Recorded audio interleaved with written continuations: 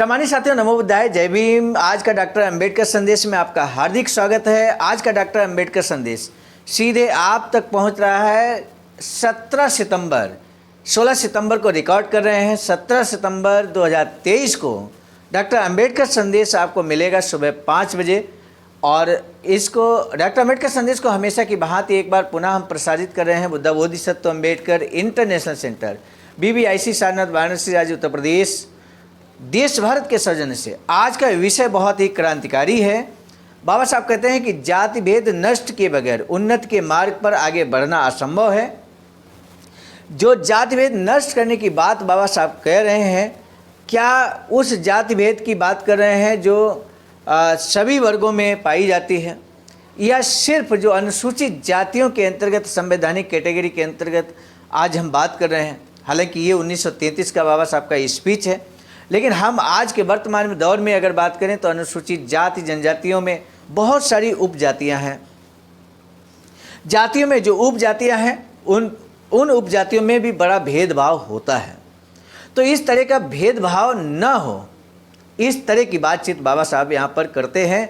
और साथ ही साथ क्या कुछ कहते हैं इस संबंध में, यदि आप जानने के इच्छुक हैं कि बाबा साहब ने जाति भेद नष्ट किए जाने के क्या उपाय बताए और किस तरह की जाति भेद की बात बाबा साहब कर रहे हैं, आज का डॉक्टर अंबेडकर संदेश आपको अंत तक बात करना होगा।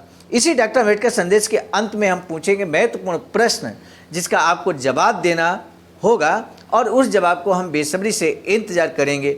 बाबा साहब डॉक्टर अंबेडकर संपूर्ण वाङ्मय खंड 38 पेज नंबर 389 से 390 तक लेकर हम उपस्थित हो चुके हैं। कोंकण पंचमहल राजापुर से गोवा की सीमा तक महार समाज सेवा संघ मुंबई के सहयोग से रविवार दिनांक 16 अप्रैल 1933 को रात सीमेंट चाल बोगदा की बाडी मझगांव में एक क्षय भोजन का कार्यक्रम बड़े उत्साह के साथ संपन्न हुआ और इस अवसर पर बाबा साहब भी उपस्थित थे। तो हम सीधे बाबा साहब का ये स्पीच आपको सुनाएंगे। सीधे बाबा साहब के स्पीच की तरफ हम आगे बढ़ते हुए यहाँ पर आप देख सकते हैं बाबा साहब यहाँ पर जैसे ही उपस्थित होते हैं और तालियों की गड़गड़ाहट के बीच बाबा साहब डॉक्टर भीमराव अंबेडकर बोलने के लिए उठ खड़े हुए। उन्होंने कहा कि प्रिय भाइयों और बहनों, आज मुझे बहुत कुछ महत्वपूर्ण काम करने थे। 2-4 दिनों के बाद मुझे विलायत जाना है, लंदन जाना है, और इसलिए मुझे कुछ बेहद ज़रूरी काम करने हैं। लेकिन मेरी नज़र में आज का समारोह काफ़ी महत्वपूर्ण है। आखिर क्यों ऐसा बाबा साहब कहते हैं? क्यों कहते हैं कि आज का कार्यक्रम महत्वपूर्ण है? उसके बारे में बहुत विस्तार से बाबा साहब बात करते हैं। आप जरूर इस बात को जानने की कोशिश करेंगे। इसीलिए बाबा साहब कहते हैं कि मैं इस सहभोज में आया हूँ। जाति भेद हटाए बगैर अपनी उन्नति का मार्ग नहीं खुलेगा। यानी कि जब तक जाति भेद रहेगा उन्नति का मार्ग नहीं खुलेगा। मुसलमान समाज की तरह ही महार समाज भी जाति भेद नहीं मानता। महार समाज की ये बहुत अच्छी बात है। किसी भी प्रांत के महार एक साथ खाना खा सकते हैं। मैं मुंबई के सभी इलाकों में घूमता हूँ, मैंने भी यही देखा है कि महार समाज में जाति भेद नहीं है। केवल कोंकण के कुछ जगहों पर महारों में बेले और पान जैसे भेद हैं। वहाँ भी ये भेद क्यों बने पता नहीं। इन भेदों को आगे क्यों जारी रखा जाए ये भी कोई नहीं बता सकता। ऐसा अगर हो तो फिर बेले और पान में भोजन या विवाह क्यों नहीं होता? गौर कीजिए, दादा परदादा के ज़माने से चली आ रही ये रीत है, ऐसा कोई कह सकता है। लेकिन अगर पुराने रीति रिवाजों के अनुसार ही चलना हो तो हमें भी उन्हीं की तरह परेशानियां झेलते रहना पड़ेगा। उनके समय स्थितियां अलग थीं, उन्हें पूरी तरह अज्ञान में रखा गया था, वे गुलामी की हालत में जी रहे थे। बाबा साहब कहते हैं कि अगर हम अपने पुरखों को कोसेंगे तो ये ठीक बात नहीं है। क्यों?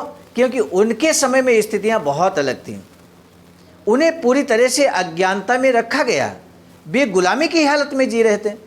तो ऐसे में जब अज्ञानता की हालत में, गुलामी की हालत में वो जी रहे थे तो कैसे वो लीक से हटकर काम कर सकते हैं? सोचने वाली बात है। बाबा साहब कहते हैं कि उनके पास न तो राजनीतिक ताकत थी न धार्मिक ताकत थी। उनकी आर्थिक स्थिति भी अच्छी नहीं थी। उनकी गलतियों के कारण ही आज हमें दुख भोगना पड़ रहा है। ये दुख दूर होकर अपने बाल बच्चों को सुख मिले, ऐसी अगर आपकी कामना हो तो बाप दादाओं की गलतियों को हमें सुधारना होगा। इस बारे में बुजुर्गों से ज़्यादा जिम्मेदारी युवाओं पर है। मुझे पूरा यकीन है कि वे अपनी जिम्मेदारी को बखूबी निभाएंगे। आपस के इसी मतभेद के कारण आज रत्नागिरी में बोर्डिंग नहीं खोला जा सका है। सार्वजनिक आंदोलनों का भी यही अनुभव रहा है। मान लीजिए किसी गांव में बेले महार और पान महार दोनों उपजातियों के लोग रहते हों और उनमें से एक ने मृत मांस खाना छोड़ दिया और दूसरा वे खाने के लिए तैयार हो जाए, तो दोनों पर गांव के लोगों का वर्चस्व बढ़ जाएगा। लेकिन अगर उनमें भेदभाव न हो तो इस तरह का बुरा असर नहीं होगा। अपनी प्रगति के लिए हमें जाति भेद का त्याग करना होगा। अपने बीच भेदभाव की जो गंदगी है उसे हटाने के बाद ही हम औरों को उसे हटाने की सीख दे सकते हैं। बड़ा संदेश निकल कर ये आया कि अगर मान लीजिए अनुसूचित जाति में बहुत सारी जातियां हैं और उन जातियों में अगर भेदभाव होता है तो ये बाबा साहब के अनुसार अच्छी बात नहीं है। सबसे पहले हमें अनुसूचित जाति जनजाति के बीच या ओबीसी वर्ग में विभिन्न जातियां हैं उनके बीच अगर जाति भेद होता है तो उसे सबसे पहले हमें समाप्त करना होगा।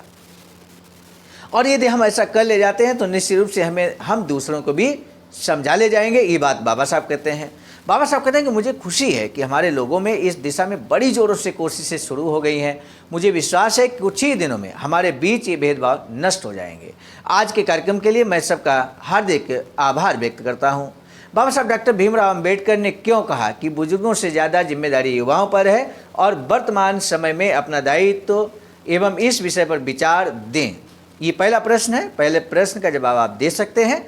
अपने बीच भेदभाव की जो गंदगी है उसे हटाने के बाद ही हम औरों को उसे हटाने की सीख दे सकेंगे। इसका अर्थ क्या है? दो प्रश्नों में से किसी एक का जवाब आपको देना ही है। हमें आपके जवाब का बेसब्री से इंतजार रहेगा। आपने यहाँ तक वीडियो को देखा, इसके लिए आपका तहे दिल से धन्यवाद। साथ ही साथ हम आपको बता दें, आज का डॉक्टर अम्बेडकर संदेश समाप्त करने हम जा रहे हैं। बाबा साहब की एक अधूरी इच्छा वैचारिकी सेंटर बनाने की थी, जिस पर इस समय आवाज़ का BBS3 आईडासा के द्वारा यहाँ पर इस तरह का वैचारिकी सेंटर निर्माणाधीन है। यदि आप भी इस वैचारिकी सेंटर में अपना अमूल्य योगदान करना चाहते हैं तो आपका भी हार्दिक स्वागत है, वंदन है, अभिनंदन है।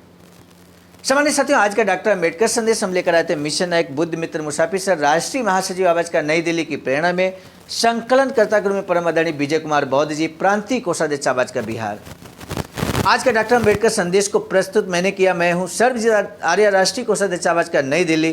पुनः मिलेंगे नए डॉक्टर अम्बेडकर संदेश में। यदि आप हमारे चैनल पर पहली बार हैं तो इस चैनल को सब्सक्राइब जरूर कीजिएगा। वीडियो को शेयर करना, लाइक करना, कमेंट करना ना भूलें।